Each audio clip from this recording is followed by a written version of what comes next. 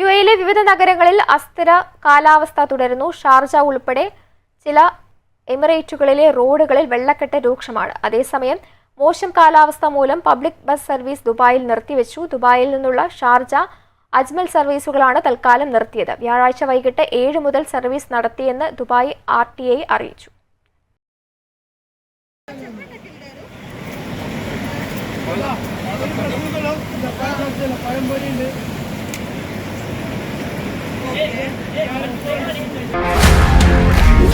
One anchor every week, 20 years, 1,000 episodes on one TV channel.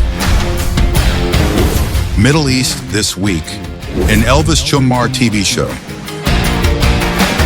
Exclusively on Jahin TV. Stay tuned for the 1,000 countdown.